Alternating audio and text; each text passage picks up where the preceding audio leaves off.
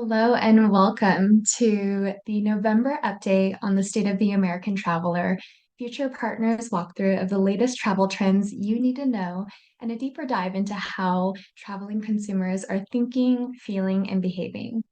I'm Miha Gallagher, Vice President of Research at Future Partners, here to be your guide through these important insights. And I hope you all enjoyed those lovely messages about how grateful Americans are for travel and how it impacts their daily lives. Our team was able to gather this feedback in a matter of days using our quick call panel, which is available to our clients and our partners across the industry. So if you're in need of fast and timely insights using the voice of the consumer, then don't hesitate to reach out to our team. And for me, one of the things that I love about travel is how it facilitates human connection. And I've just traveled back from California for a beautiful family wedding where my little sister and future partners project manager Mita, pictured here with me when we were just wee little lasses. She just married the love of her life. So if you in the audience have any well wishes or marital advice to bestow on this newlywed, please pop it in the chat and I'll be sure to share it with Mita when she gets back from her honeymoon. Now, for those of you newer to our work or joining us for the first time in a while, for 20 years, our company was known as Destination Analysts until we announced this past August our rebranding to Future Partners. But while our name has changed, our work continues to open our clients opportunity, powered by insight, and brings the future of travel within reach. We are as dedicated as ever to the travel industry's success, and we look forward to partnering with you in support of your goals and your growth. I'm joined today by our President and CEO, Erin Francis Cummings, and our founder and managing director, Dave Bratton. We also have our director of marketing, Jen Griswold, and other members of the Future Partners team in the chat. So please feel welcome to say hello and ask questions that you may have about the research presentation. They'll be happy to help you. And today I'll be covering the latest sentiments towards travel among Americans, including the outlook for holiday travel, awareness and intent to travel for the 2024 total eclipse, marketing related insights, including the use of AI powered tools, and then a look at the role of shopping in travel decision making. Then I'll be handing it off to Erin, who will lead a discussion with three amazing representatives of the retail sector. We have Ellen Goldstein from Times Square Alliance, Kate Birchler from Macerich, and Carrie Hansen from Thiessen Supply joining us today for an informative discussion on what retail can teach us about travel outlook, retail trends that we should be on the lookout for, and inspiration on how shopping and travel can work even better together. You are, of course, welcome to take screenshots and notes, but do know that this deck and recording will be made available to you on our website at futurepartners.com shortly after the conclusion of this live stream, and links will be emailed to you after the show. And one quick note about our panel for everyone in the audience, make sure to get your questions ready to ask this awesome group. Now, just a quick recap of the methodology employed with the State of the American Traveler. Started in 2006, this is now a monthly tracking survey of a representative sample of 4,000 adult American travelers across each of the major US regions. Data presented today was collected just a few weeks ago, October 17th through the 21st. It's also weighted to reflect the population of the US and has a confidence interval of plus or minus 1.55%. All right, so it's important to look at the context of the greater reality traveling consumers are in.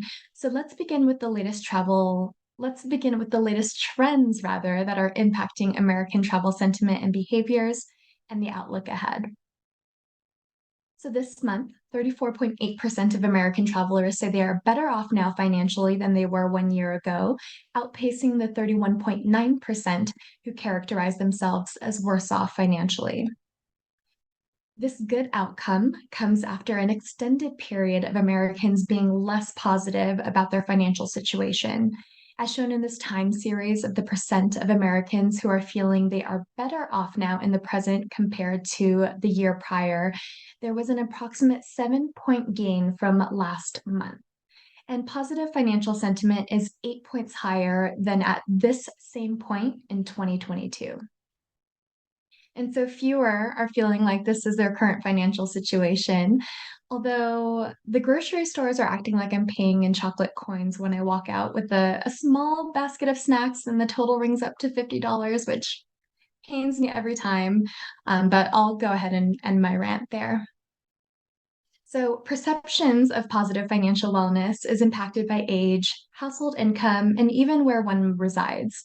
As you can see in this chart, those in the younger generations, particularly millennials, are much likelier to feel they are financially better off now than they were a year ago.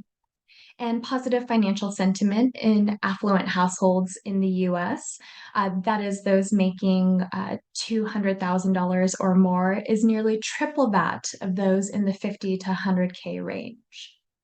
And across the US, 40% of residents of the West characterize themselves as doing better financially at present, 11 points above the Midwest. And then about a third of American travelers now say that the present is a good or a very good time to spend their money on travel. Good news for the industry. While this is still below the 35.5 or 35.3% who say it's a bad time to spend on travel, the delta between the two groups has shrunk 7 points within the last month. And this represents a peak in this metric for 2023, meaning this is the best Americans have felt about spending money on travel all year. It's back to spring of 2022 levels, and hopefully will continue this upward momentum.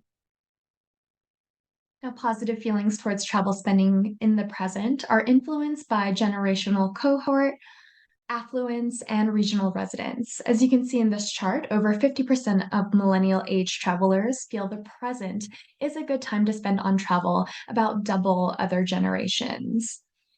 And 70% of those in the 200K plus household income bracket say it's a good time to spend on travel, nearly three times those in the 50 to 100K bracket, and notably increasing in the past month as well. And 40% of those that reside in the Western US feel good about spending on travel currently, above the rate in any other parts of the country. So, to summarize, traveler financial sentiment has notably improved. The proportion of travelers saying they are better off financially now than they were last year has hit a post pandemic record. And millennial age travelers are a driving force behind the renewed positivity around travel spending. Affluent households and residents of the Western US also lead in feeling positively about travel spending right now. Note, though, that concerns about a recession still loom. More than half, that's for 52.5% of American travelers, say they expect the US to enter an economic recession within the next 6 months, and just 14.9% disagree with this prediction. Although expectations of an economic recession are down from the peak seen last year, they still remain relatively high. Unfortunately, this recession anxiety is causing traveling consumers to be more spend cautious. We're seeing that 63% of American travelers are saying right now that they're being more careful with their money, specifically because they are concerned about an upcoming recession, and just 12.8% saying that this doesn't describe their behavior.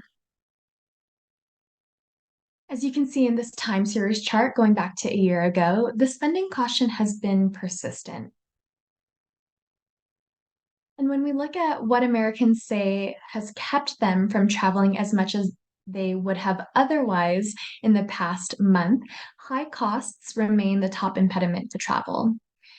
This includes travel being just generally too expensive right now, personal finances, gas being too expensive, and also airfare being too expensive. And note that 80% of Americans continue to cite at least one travel deterrent. However, despite being the top deterrent, high costs deterring travel actually reached a 6 month low. Now, this chart shows you the percent of Americans who cited travel being too expensive as a deterrent over the last 15 months, and this has dropped to the lowest level it has been since March. 46% of American travelers say high travel prices have kept them from traveling in the past month, but that's down from 47.1% last month, and it actually represents a 3-month low. So while travel continues to face headwinds from high prices and spending caution, the situation has shown signs of improvement. In fact, overnight trip volume amongst Americans grew in the last month, with 64.8% taking at least one overnight trip in the last month, a nearly 4-point increase from September, more than 11 points above the same time last year, and indeed a record for the post-pandemic era. The average American traveler reports taking 3.3 trips in the past month, a full trip more than at this same time last year, and the highest volume recorded in the past 3 years. And as we've been reporting, leisure day trip volume has been particularly strong in 2023. 70.3% of American travelers said they took a leisure day trip in the past month, and that's 16 points higher than in October of 2022. And the typical American traveler took 3.8 leisure day trips in the past month, half a trip above last month, and again, a record high. So, in summary, travel volume continues to be robust despite traveler concerns about high costs and a recession. Now, as to what American travelers see as they look ahead. First, most travelers maintain a sense of optimism about their future finances. In fact, 51.8% of American travelers feel they will be better off financially a year from now, and just 13.9% expect to be worse off. Financial optimism is, in fact, at a high, gaining over 4 points in the past month and is up 6 points from a year prior. This sentiment is another which is largely impacted by age, income, and regional residence. So, financial optimism is alive and well among younger travelers. Two-thirds of Gen Z and millennials are feeling good about their financial future. With household income, while optimism is stronger among the more affluent, the good news is that nearly half of Americans across all income brackets feel hope that their situation is improving.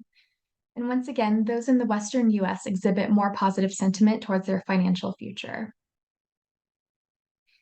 Now, the typical American traveler does report that they expect to spend $3,785 on average on their leisure travel in the next 12 months. And the average annual travel budgets had a slight gain in this last month. However, they remain stubbornly below last year's levels and the 2-year average, which was just over $4,000.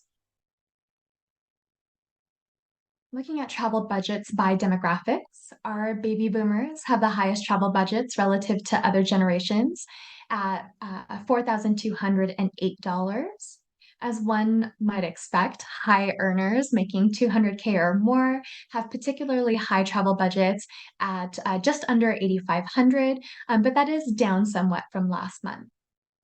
And then those in the Western US have travel budgets of at least $250 above those in other parts of the US. And over half of American travelers, that's 54.4%, intend to make leisure travel at least a somewhat high priority in their budgets in the next 3 months. And if we look at the prioritization of travel in Americans' budgets over time, travel as a budget priority has recovered after reaching lows over the summer. It's now slightly above where it was at this same time last year.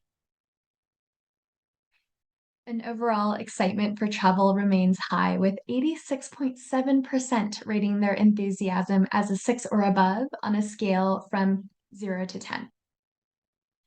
And while this may be flat from where this was last month, looking at this historically shows that Americans' travel enthusiasm remains steady at near record levels. In fact, this enthusiasm continues to drive expectations for more travel as Americans look ahead to the next year. When asked how many leisure trips they expect to take in the next 12 months, In 2022, the typical American traveler reported 2.9 trips. In 2023, the average is now 3.5 trips, more than a half trip higher. And the proportion of Americans traveling and anticipated trip volume remains healthy. If we look in a historic sense at the overall percentage of American travelers who report they will take at least one leisure trip in the next 12 months, we are now at 87.8%, a near high for the year. And then the typical American reports they will take 3.5 leisure trips in the next year, also a high, and this is above what was seen in 2022. More Americans continue to join the high trip volume club. The light blue line on this chart is now showing the percent of American travelers who report they will take five or more leisure trips in the next year. In 2022, 18.9% of Americans were in the five or more club. In 2023, this percentage has increased to 24.2%. And as you can see from the blue bars on the chart, the overall average number of trips Americans plan to take has also grown. And based on when Americans are reporting having trip plans, the outlook for the forthcoming holiday appears to be merry and bright. Right now, about 26% of American travelers report they have a leisure trip planned for November, and now 34.7% anticipate trips for December, and that's up 5 points. And indeed, nearly half of American travelers, that's 48.9%, will take a holiday trip in the coming months.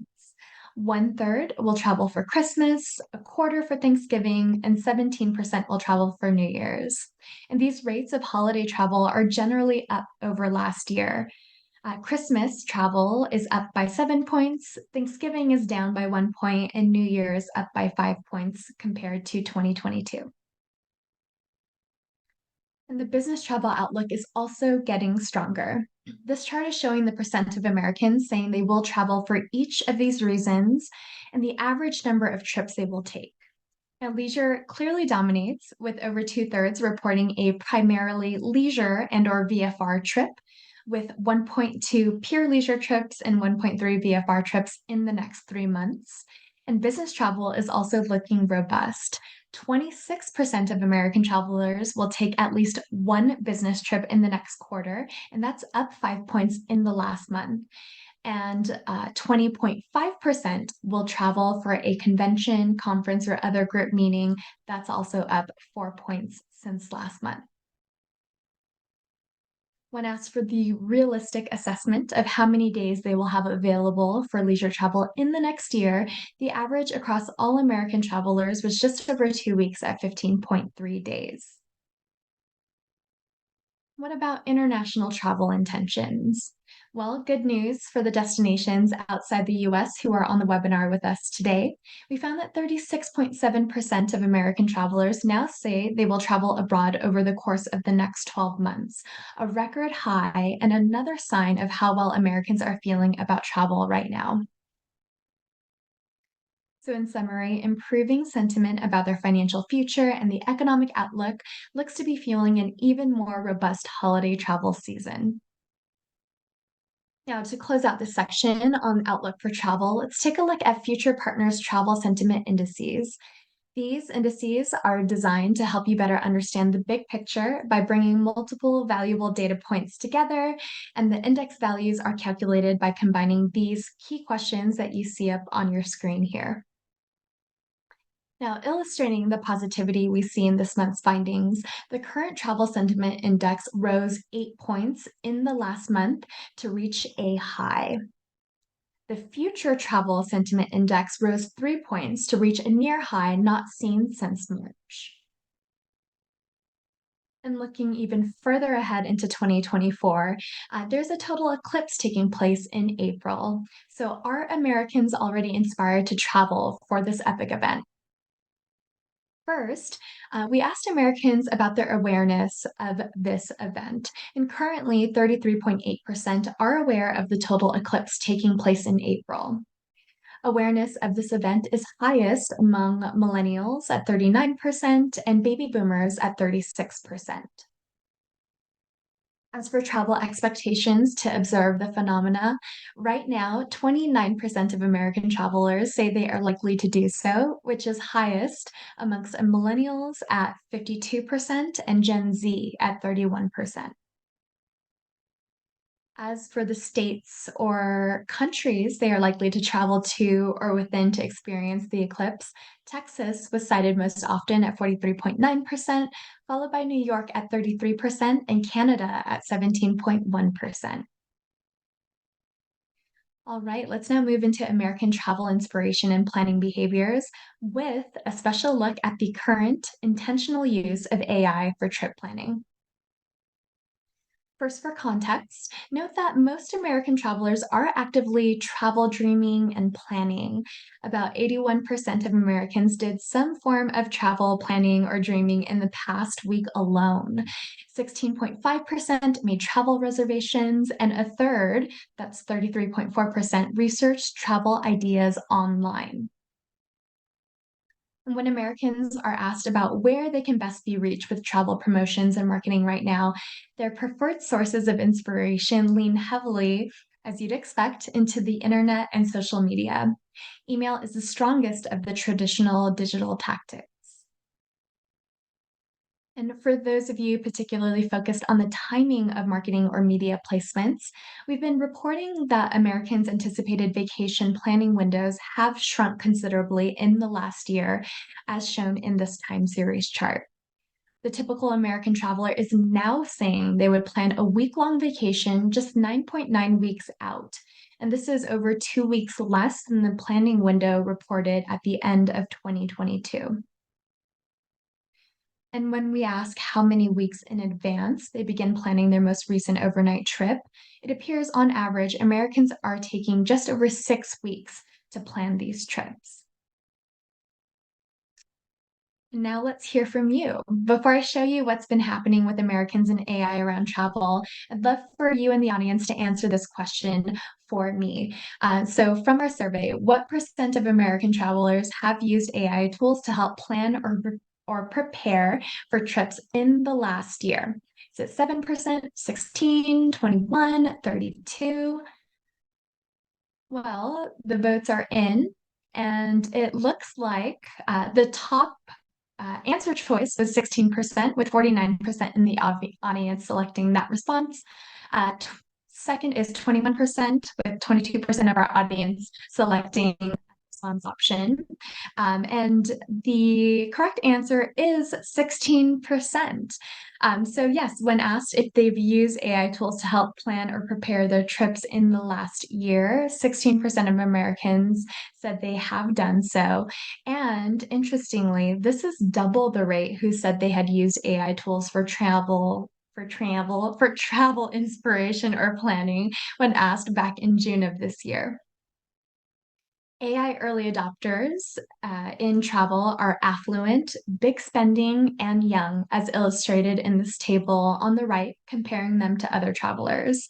Now, travelers who have recently used AI tools for trip planning also skew heavily male in affluent two-income households, and they are very frequent travelers. 95% of them have traveled on an overnight trip in the last month alone, including at least 2 leisure trips and 2 business trips.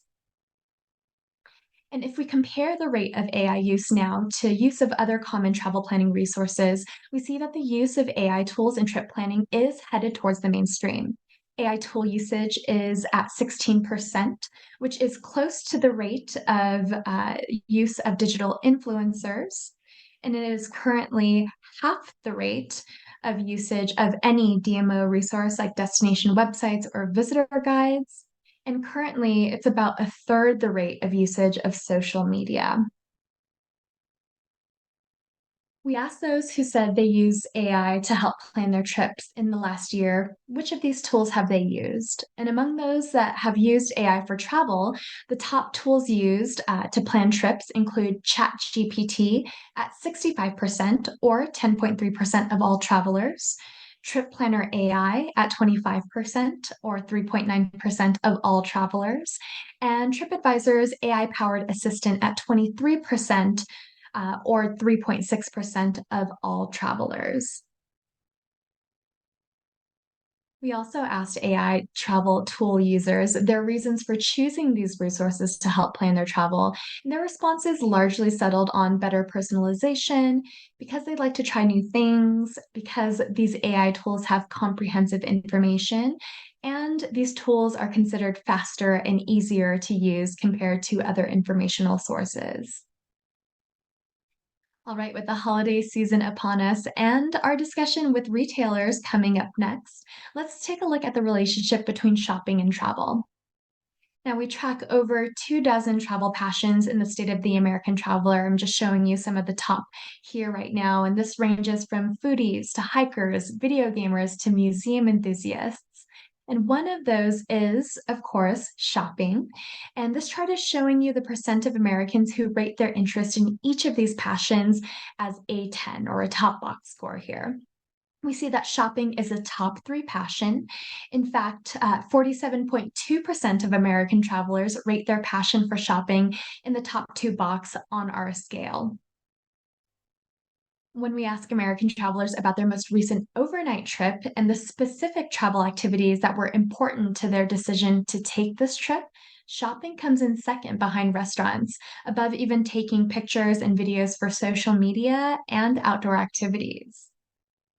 And among Americans who have overnight trips planned in the next 3 months, over a quarter of these travelers, that's 26.3%, said that shopping will be a primary motivation for taking these upcoming trips.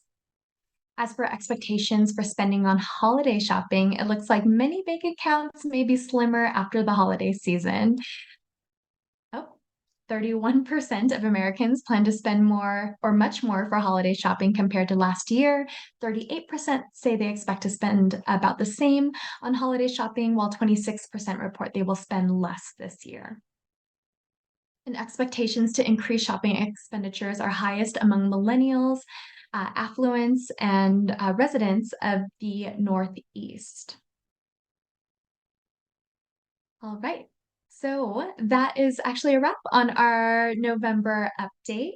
And if that good financial sentiment news and the exploration of the relationship between shopping and travel has you inspired to shop for information that will fuel the smartest strategies, we actually have a trove of great research reports available for you today. Scan the QR code, and we'll also drop a link in the chat. And so you can review our reports that are available for order now. This includes the State of the International Traveler, the CVB and the Future of the Meetings Industry, the Traveling Consumer Decision-Making Journey, Hotels and Attractions, and of course, over 20 passion profiles. We also provide a full suite of research services, some of which you are seeing on screen here, and we would love to help gather custom insights that capture your organization, hearts, minds, and market share. And thank you so much for joining me on this current look at the latest on American travel trends. I hope you find this information helpful to your planning and overall understanding of your customers. Don't forget to join us for our December update next month, and you can use the QR code on screen to register. And also look out for emails from us on this. We may even throw in a Black Friday deal. The State of the American Traveler is a treasure trove of information. So if we can provide more, please feel free to reach out to us. And thank you all again. And as an avid shopper myself, I am so excited to hear from our amazing panelists today. So without further ado, please welcome Erin Francis Cummings as she intros this powerhouse group. Thank you so much, Miha. It's always nice when we have positive news to share about financial and travel sentiment. I'd love to welcome our panelists on camera right now and to come off mute. And while they're doing that, I'll share when Miha and I used to sit next to each other in an office, we would influence each other's ads that we would get for shopping. And so if you see us wearing a lot of the same brands, it's digital marketing doing its job. All right, great. Kate, Carrie, Ellen. We have Ellen Goldstein here, the SVP of Policy Planning and Research from the Times Square Alliance. Welcome, Ellen. We have Carrie Hansen, the Marketing Director of Recent Supply, and Kate Birchler, the Head of Tourism Marketing from Macerich. Welcome, all of you. I'm so honored that you joined us for this. Before we get started, though, need to know, are you joining the almost half of American travelers who are heading out for the holidays? Ellen? Yep, I am. But not till January. I am going to California. Oh, well, great. Well, we are happy to have you in our corporate headquarters state. All right, Carrie, how about you? I moved home, so I'm, I guess, permanently in a family reunion situation. Well, we wish you the best of luck. Thank Kate, you. how about you heading out for the holidays? I am home for the holidays, but that's because where I live here in Scottsdale, Arizona, it's a well sought after destination for the holiday season because of the gorgeous weather and the multitude of holiday events. So we're welcoming family here who will spend quality time with us to enjoy this great weather and all the things to do during that season. Yes, well, lucky them. All right. Our latest State of the American Traveler study, as you saw, showed that a third or almost a third of American travelers say they are going to spend more money on holiday shopping this year, which was probably wonderful news for all of you. I'm curious to see what you're seeing in your own internal data, though, and your own professional experience about the outlook for the holiday season. So we'll start with Carrie and then Ellen and then Kate. So Carrie, what are you seeing? Sure, retail sort of across the US has been really impacted by persistent inflation. You know, $100 at the grocery store used to mean you could fill your trunk, and now it's probably one bag.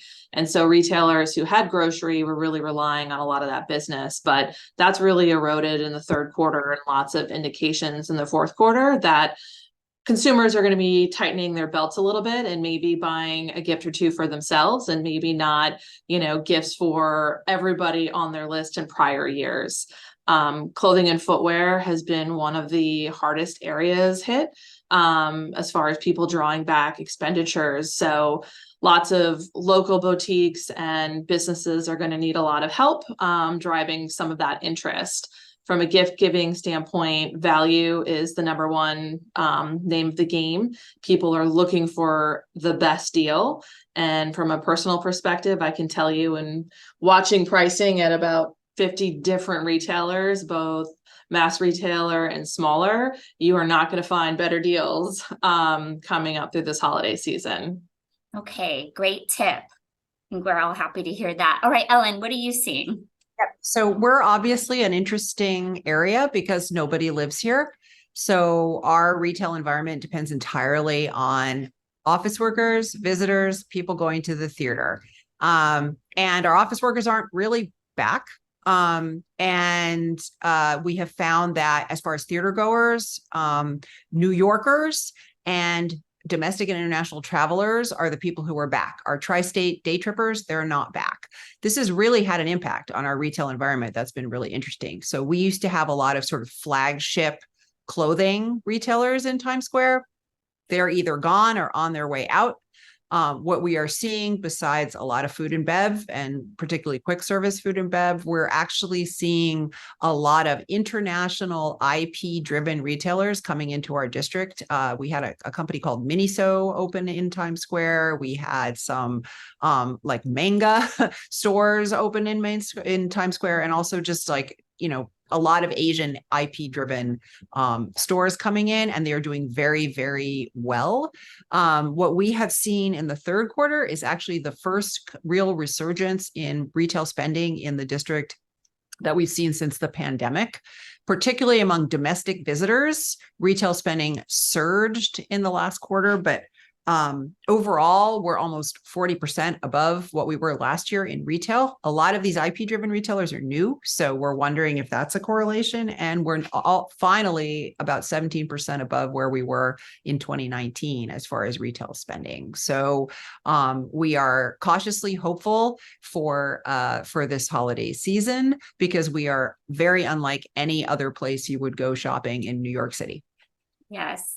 Well, I mean, I'm a tourist, so I get to, I love Times Square. It's exciting for me. Actually, before I move to Kate, though, with those new, that's so interesting that the store, those new retailers coming in. Do you think that might drive your day trip, your tri-staters to come back?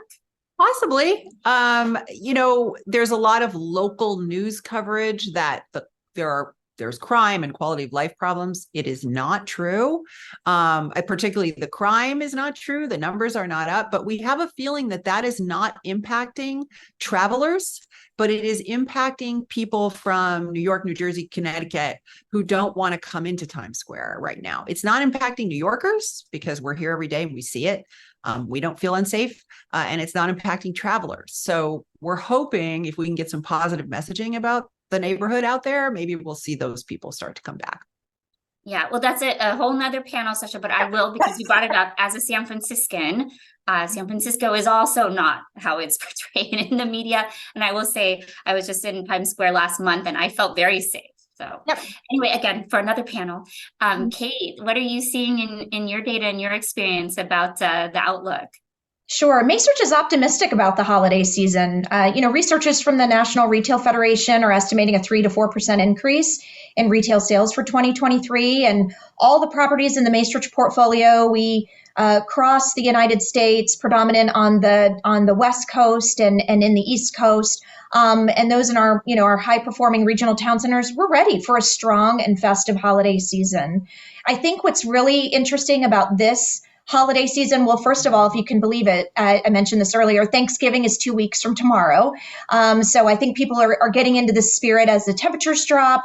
And then it's really a nice holiday season because the major holiday of Christmas falls on a Monday this year, which gives everyone an additional weekend of holiday shopping. So you think about all those travelers that are coming into town, ready to spend time with family and friends. Maybe they're wrapping up their holiday shopping. They're going to get out, do a little bit of shopping, have a nice lunch. What a great way to walk into the holiday season. So I think that extra weekend is really beneficial too.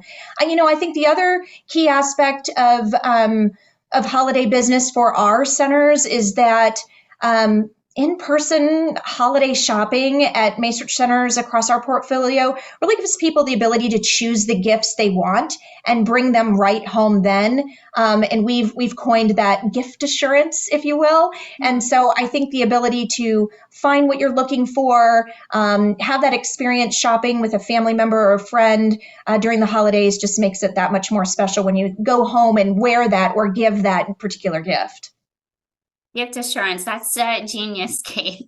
It's so right Not on. mine. I can't take credit for that, but that is a Macerich coined term.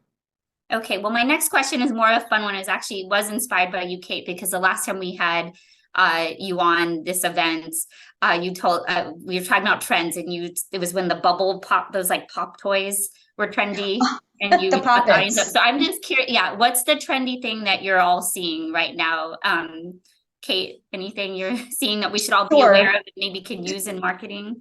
Well, as Erin knows, I have 2 little girls. And so I think the trends are what we've seen in pop culture throughout this year. Barbie is totally back, right? I don't think it ever went anywhere. But those 90s toys, those toys that have made a resurgence are really popular. My girls are asking for Furbies again this year. I haven't seen those on a list in a while. Again, Barbie, really popular. Disney celebrating its 100th, year. You're seeing a tremendous amount of merchandise come out in partnership with major retailers across the country. I think you'll see a lot of Disney merch with the 100 years mark on it. Those will be some of the key toys this season. Okay, great. Carrie, what are you seeing? Squishmallows are a huge business for us in particular. We sell them to people all over the country. I don't have kids, so I don't understand the appeal, but I know that people who do have to have like 12 to 15. And hey, Fortnite branded products continue to be a really big driver. Everything from Lego sets to different interactive toys. And a lot of robotics have been selling really well. So everything from drones to cars to anything that has a motorized mechanism in it. That's so funny, Carrie, because I got a text from my 14-year-old son saying, just so you know, Fortnite is back. And I'll be playing it again. So yeah. Ellen, anything that you're seeing for trends? Again, we're a very unusual neighborhood. People don't tend to come to Times Square specifically to do holiday shopping. They tend to come to Times Square to see it, to go to the theater. And now we're hoping that because we have these unique, I heard from one broker that because, a lot of our traditional mall type stores closed or are closing, and we're getting these more one-off kind of unique stores that aren't present anywhere in New York, that people will make a shopping day out of coming to Times Square to come to Times Square. So you'll come, you'll go to the theater, you'll stop in at one of our very unusual stores that nobody else has, and you'll make a day of it. So that we don't know yet because it's again, very different retail environment from last year, but that's what we're hoping for. Yeah. Okay. Well, let's talk about marketing. Thank you for answering my kind of more fun, silly question, but I thought for all the travel marketers on here, it might give them some inspiration. I'm curious from all of you, if you're seeing, just even anecdotally, but any like new marketing channels be particularly successful, or any sort of marketing strategies that surprised you, that did well, that you might want to share about. Ellen, let me start with you. You have so many there. Maybe, somewhere you've seen in Times Square, a business you've seen inside Times Square market really well. And then we'll go to Carrie and then Kate. I think what we're seeing is a resurgence in people wanting to use our public space. People want to do these sort of spectacular events now, and particularly around sort of entertainment. So people who want to sell records, they'll do a giant outdoor event at we have a new building that has a very unusual stage that you can see from the public space. So people will stage these events in order to take advantage of the fact that the whole world has its eyes on Times Square. And that's a great way to sell products way beyond the people who happen to be down on the ground. So it becomes social media moment. It becomes a TV moment, whatever. Great. All right. Carrie, anything successful you've seen in the marketing realm that you want to share about? Yeah, there's been a lot of Placer AI has done a lot of inroads in, creating connections with retailers to give you a lot of sort of endemic, non-endemic partnership ideas. I've seen a lot of regional retailers do different experiential things, like come and put together your wreath with all the raw materials they're selling in their garden centers for the fall and winter, different candle making and other type of giftable items. We've also had a lot of expansion of low-cost carriers in and around the Midwest with a lot of the Infrastructure Act. Orlando, Vegas, Miami, and DC have been all new direct flights that have opened up in the last couple of months within 90 minutes of where I live.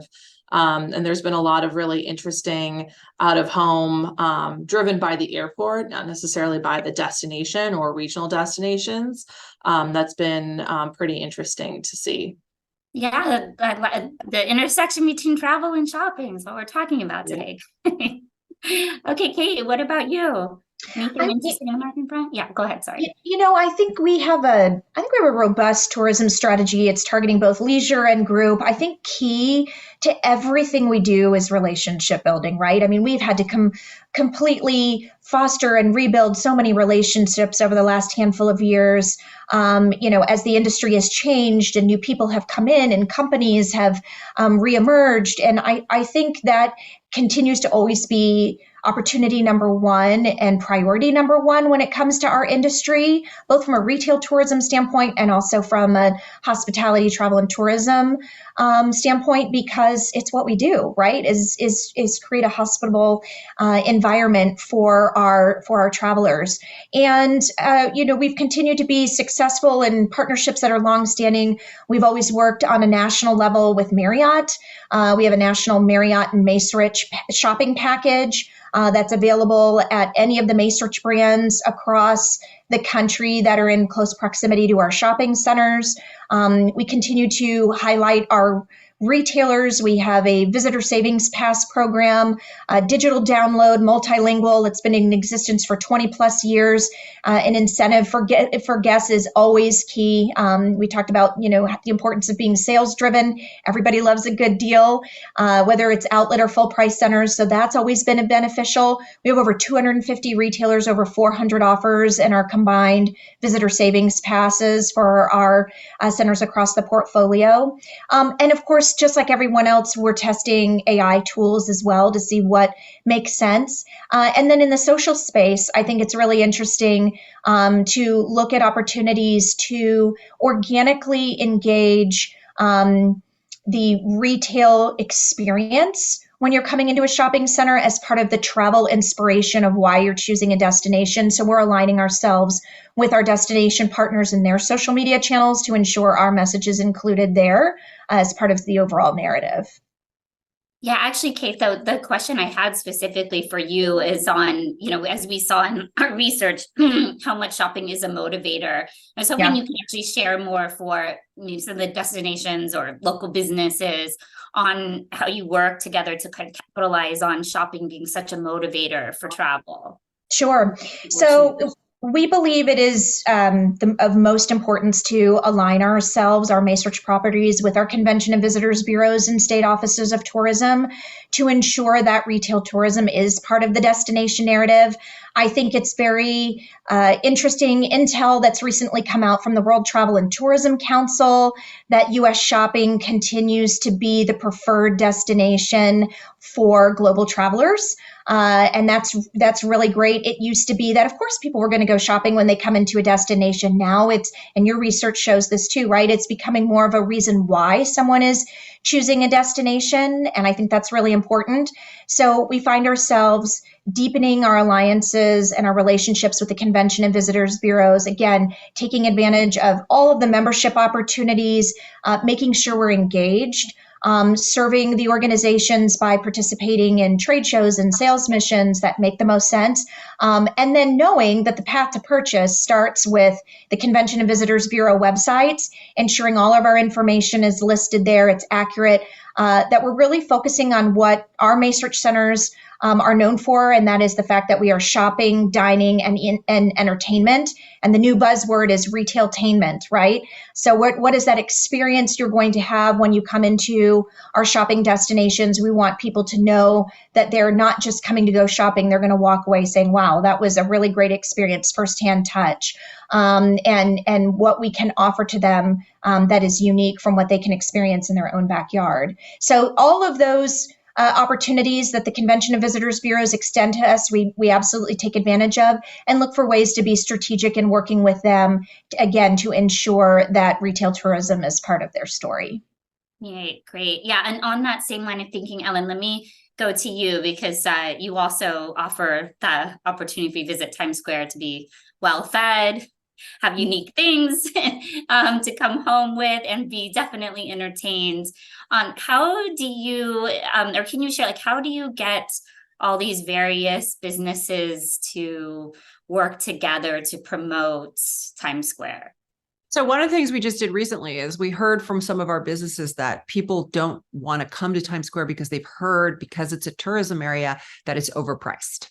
So we've been doing a program with our businesses to sort of say affordable Times Square. Like, here's places you can come to this store, there's this deal, you can come to this restaurant, they can feed a family for less money or whatever. And so that people know that there are things to do in Times Square that are not just taking advantage of visitors by being really expensive. There's actually affordable things to do in Times Square. You can get discount tickets. You can get a meal. You can buy things that are not, with this gift, you can buy things that are not 100% so expensive. So that's something we've been working on. And that's another way we're sort of targeting more local people and not so much our visitors. The other thing that we do is we do B2B events where we try to bring the hotel concierges, the restaurants, the stores together to just sort of organically generate partnerships and ideas around that. And we have a whole partnerships department that works to link up our various stakeholders in ways that benefit the neighborhood as a whole. So we can have an event. We have different businesses sponsor it. We have different businesses promote it at any significant event. And our main purpose is to make the experience of coming to Times Square the most positive experience it can possibly be. And by that way, we get people to come and stay longer and look around, which is the whole reason you go to Times Square. And hopefully you eat in a restaurant, you go to a show, you stay in one of our hotels. Yeah. Okay. And Carrie, I know you're not working directly in tourism right now, but you certainly have a lot of experience there in your professional life. But what advice might you give travel marketers about working more closely with retail, given that relationship? And if there are any out of the box ideas you have or you've seen work really well? Yeah, I think to Kate's point on this idea of retailtainment, even if it's not within a confined space for retail, creating partnerships with main streets and other kind of downtown districts to drive footsteps into those areas.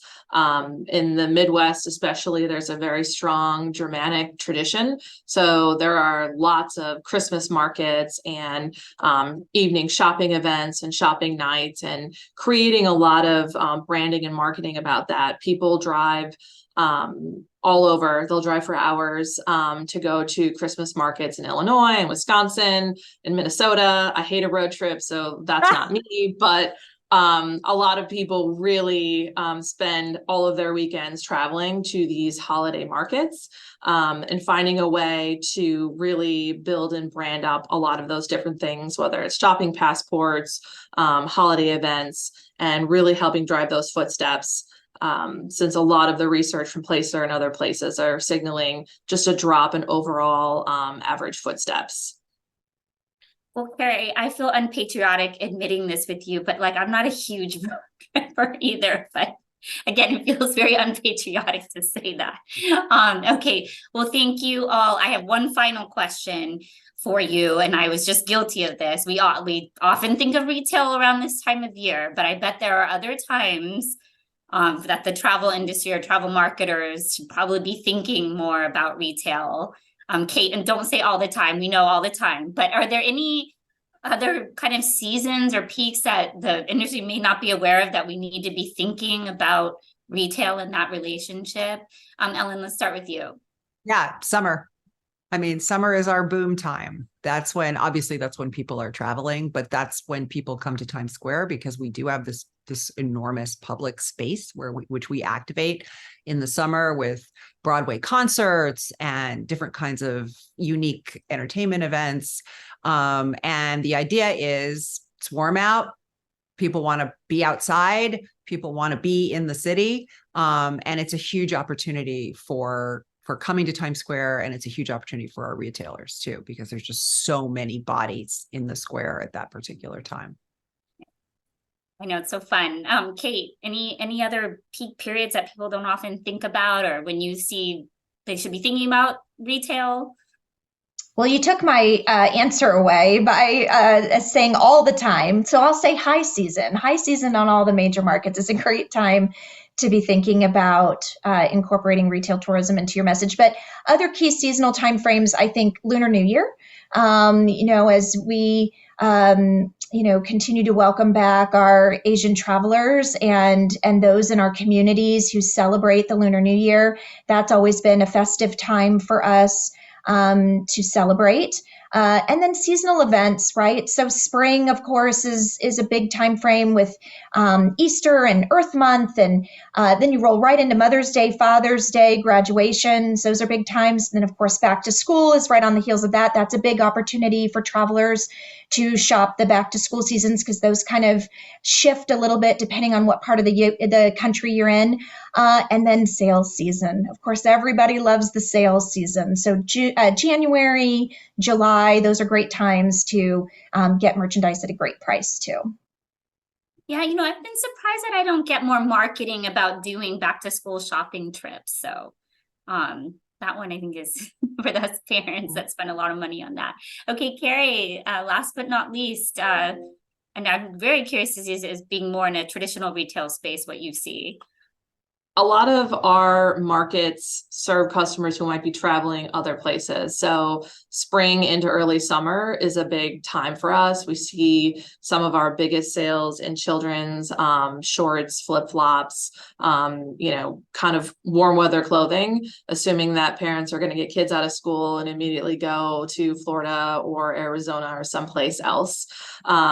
We also, for the back to school season, see a lot of out of market shoppers when we run tax-free shopping events. So, these are huge drivers of overnight visitation in a lot of our cities. And so that's a great opportunity to partner with local retailers in adding on that overnight stay. And lobbying all of your state houses to increase the days of tax. Okay, someone in the audience, get on that. Well, Ellen, Carrie, Kate, thank you again so much. We're so honored that you joined us for this really important discussion. And I will make sure we talk more about retail again and summer, some of these other times. And for the rest of our audience, we hope to see you back again for the December update on the state of the American traveler. I wish you all a very happy Thanksgiving holiday. Don't forget to go out, travel, and shop. All right, take care, everyone. See you next time. Bye-bye.